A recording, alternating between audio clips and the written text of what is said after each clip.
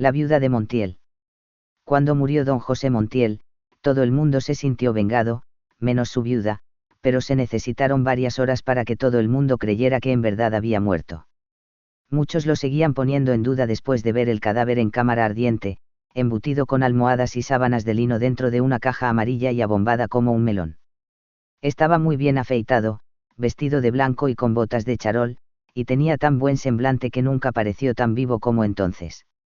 Era el mismo don Chepe Montiel de los domingos, oyendo misa de 8, solo que en lugar de la fusta tenía un crucifijo entre las manos.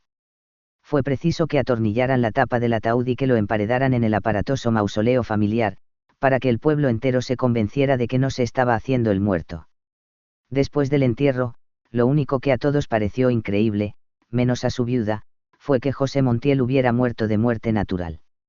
Mientras todo el mundo esperaba que lo acribillaran por la espalda en una emboscada, su viuda estaba segura de verlo morir de viejo en su cama, confesado y sin agonía, como un santo moderno.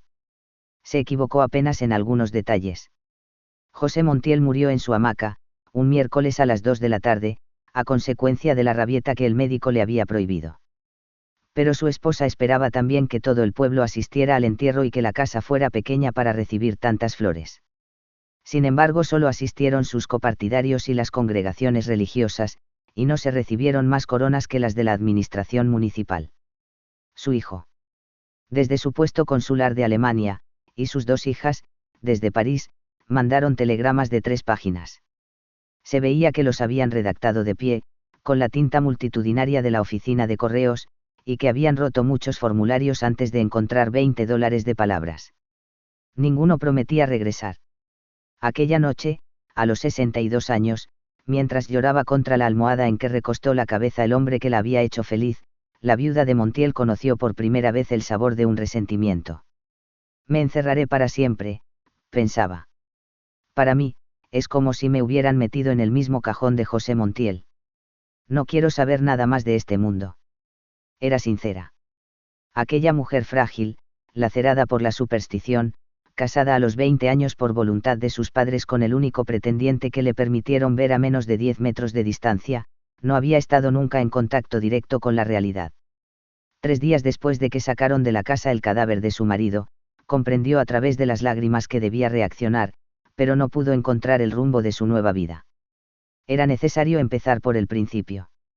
Entre los innumerables secretos que José Montiel se había llevado a la tumba, se fue enredada la combinación de la caja fuerte. El alcalde se ocupó del problema. Hizo poner la caja en el patio, apoyada al paredón, y 2 agentes de la policía dispararon sus fusiles contra la cerradura. Durante toda una mañana, la viuda oyó desde el dormitorio las descargas cerradas y sucesivas, ordenadas a gritos por el alcalde. Esto era lo último que faltaba, pensó. 5 años rogando a Dios que se acaben los tiros, y ahora tengo que agradecer que disparen dentro de mi casa. Aquel día hizo un esfuerzo de concentración llamando a la muerte, pero nadie le respondió. Empezaba a dormirse cuando una tremenda explosión sacudió los cimientos de la casa. Habían tenido que dinamitar la caja fuerte. La viuda de Montiel lanzó un suspiro. Octubre se eternizaba con sus lluvias pantanosas y ella se sentía perdida, navegando sin rumbo en la desordenada y fabulosa hacienda de José Montiel. El señor Carmichael, antiguo y diligente servidor de la familia, se había encargado de la administración. Cuando por fin se enfrentó al hecho concreto de que su marido había muerto, la viuda de Montiel salió del dormitorio para ocuparse de la casa. La despojó de todo ornamento, hizo forrar los muebles en colores luctuosos, y puso lazos fúnebres en los retratos del muerto que colgaban de las paredes. En 2 meses de encierro había adquirido la costumbre de morderse las uñas. Un día, los ojos enrojecidos e hinchados de tanto llorar, se dio cuenta de que el señor Carmichael entraba en la casa con el paraguas abierto. «Cierre ese paraguas, señor Carmichael», le dijo. «Después de todas las desgracias que tenemos, solo nos faltaba que usted entrara a la casa con el paraguas abierto». El señor Carmichael puso el paraguas en el rincón. Era un negro viejo, de piel lustrosa, vestido de blanco y con pequeñas aberturas hechas a navaja en los zapatos para aliviar la presión de los callos. «Es solo mientras se seca». Por primera vez desde que murió su esposo, la viuda abrió la ventana. «Tantas desgracias, y además este invierno», murmuró, mordiéndose las uñas. Parece que no va a escampar nunca. No escampará ni hoy ni mañana, dijo el administrador. Anoche no me dejaron dormir los cayos. Ella confiaba en las predicciones atmosféricas de los cayos del señor Carmichael. Contempló la placita desolada, las casas silenciosas cuyas puertas no se abrieron para ver el entierro de José Montiel, y entonces se sintió desesperada con sus uñas, con sus tierras sin límites, y con los infinitos compromisos que heredara y que nunca lograría comprender. El mundo está mal hecho, sollozó. Quienes la visitaron por esos días tuvieron motivos para pensar que había perdido el juicio. Pero nunca fue más lúcida que entonces. Desde antes de que empezara la matanza política ella pasaba las lúgubres mañanas de octubre frente a la ventana de su cuarto, compadeciendo a los muertos y pensando que si Dios no hubiera descansado el domingo habría tenido tiempo de terminar el mundo. Ha debido aprovechar ese día para que no le quedaran tantas cosas mal hechas. Decía. Al fin y al cabo, le quedaba toda la eternidad para descansar. La única diferencia, después de la muerte de su esposo, era que entonces tenía un motivo concreto para concebir pensamientos sombríos. Así, mientras la viuda de Montiel se consumía en la desesperación, el señor Carmichael trataba de impedir el naufragio. Las cosas no marchaban bien. Libre de la amenaza de José Montiel, que monopolizaba el comercio local por el terror, el pueblo tomaba represalias. En espera de clientes que no llegaron, la leche se cortó en los cántaros amontonados en el patio, y se fermentó la miel en sus cueros, y el queso engordó gusanos en los oscuros armarios del depósito. En su mausoleo adornado con bombillas eléctricas y arcángeles en imitación de mármol, José Montiel pagaba 6 años de asesinatos y tropelías. Nadie en la historia del país se había enriquecido tanto en tan poco tiempo. Cuando llegó al pueblo el primer alcalde de la dictadura, José Montiel era un discreto partidario de todos los regímenes, que se había pasado la mitad de la vida en calzoncillos sentado a la puerta de su piladora de arroz. En un tiempo disfrutó de una cierta reputación de afortunado y buen creyente, porque prometió en voz alta regalar al templo un San José de tamaño natural si se ganaba la lotería, y 2 semanas después se ganó 6 fracciones y cumplió su promesa. La primera vez que se le vio usar zapatos fue cuando llegó el nuevo alcalde, un sargento de la policía, zurdo y montaraz, que tenía órdenes expresas de liquidar la oposición. José Montiel empezó por ser su informador confidencial. Aquel comerciante modesto cuyo tranquilo humor de hombre gordo no despertaba la menor inquietud, discriminó a sus adversarios políticos en ricos y pobres. A los pobres los acribilló la policía en la plaza pública. A los ricos les dieron un plazo de 24 horas para abandonar el pueblo. Planificando la masacre, José Montiel se encerraba días enteros con el alcalde en su oficina sofocante, mientras su esposa se compadecía de los muertos. Cuando el alcalde abandonaba la oficina, ella le cerraba el paso a su marido. Ese hombre es un criminal, le decía. Aprovecha tus influencias en el gobierno para que se lleven a esa bestia que no va a dejar un ser humano en el pueblo. Y José Montiel, tan atareado en esos días, la apartaba sin mirarla, diciendo, no seas pendeja. En realidad, su negocio no era la muerte de los pobres, sino la expulsión de los ricos. Después de que el alcalde les perforaba las puertas a tiros y les ponía el plazo para abandonar el pueblo, José Montiel les compraba sus tierras y ganados por un precio que él mismo se encargaba de fijar. No seas tonto, le decía su mujer. Te arruinarás ayudándolos para que no se mueran de hambre en otra parte, y ellos no te lo agradecerán nunca.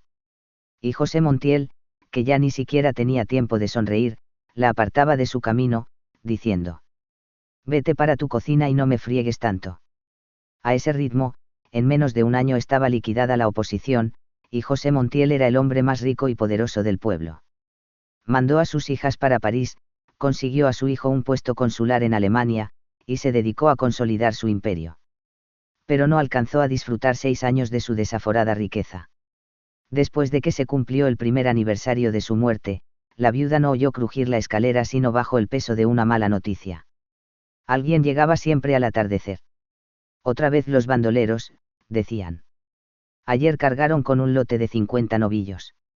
Inmóvil en el Mecdé, mordiéndose las uñas, la viuda de Montiel solo se alimentaba de su resentimiento. Yo te lo decía, José Montiel, decía, hablando sola. Este es un pueblo desagradecido. Aún estás caliente en tu tumba y ya todo el mundo nos volteó la espalda.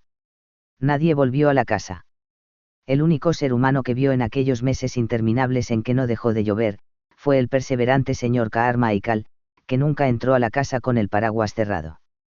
Las cosas no marchaban mejor. El señor Carmichael había escrito varias cartas al hijo de José Montiel. Le sugería la conveniencia de que viniera a ponerse al frente de los negocios, y hasta se permitió hacer algunas consideraciones personales sobre la salud de la viuda. Siempre recibió respuestas evasivas. Por último, el hijo de José Montiel contestó francamente que no se atrevía a regresar por temor de que le dieran un tiro. Entonces el señor Carmichael subió al dormitorio de la viuda y se vio precisado a confesarle que se estaba quedando en la ruina. Mejor, dijo ella. Estoy hasta la coronilla de quesos y de moscas. Si usted quiere, llévese lo que le haga falta y déjeme morir tranquila. Su único contacto con el mundo, a partir de entonces, fueron las cartas que escribía a sus hijas a fines de cada mes. Este es un pueblo maldito, les decía. Quédense allá para siempre y no se preocupen por mí. Yo soy feliz sabiendo que ustedes son felices. Sus hijas se turnaban para contestarle. Sus cartas eran siempre alegres, y se veía que habían sido escritas en lugares tibios y bien iluminados y que las muchachas se veían repetidas en muchos espejos cuando se detenían a pensar. Tampoco ellas querían volver. Esto es la civilización, decían. Allá, en cambio, no es un buen medio para nosotras.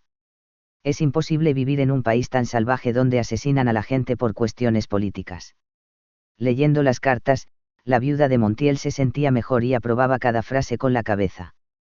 En cierta ocasión, sus hijas le hablaron de los mercados de carne de París. Le decían que mataban unos cerdos rosados y los colgaban enteros en la puerta adornados con coronas y guirnaldas de flores. Al final, una letra diferente a la de sus hijas había agregado: imagínate que el clavel más grande y más bonito se lo ponen al cerdo en el culo. Leyendo aquella frase, por primera vez en 2 años, la viuda de Montiel sonrió. Subió a su dormitorio sin apagar las luces de la casa, y antes de acostarse volteó el ventilador eléctrico contra la pared. Después extrajo de la gaveta de la mesa de noche unas tijeras, un cilindro de esparadrapo y el rosario, y se vendó la uña del pulgar derecho, irritada por los mordiscos. Luego empezó a rezar, pero al segundo misterio cambió el rosario a la mano izquierda, pues no sentía las cuentas a través del esparadrapo.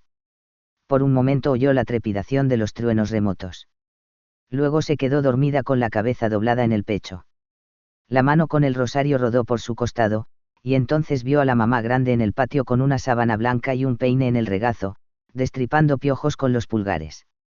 Le preguntó: ¿cuándo me voy a morir? La mamá grande levantó la cabeza. Cuando te empiece el cansancio del brazo.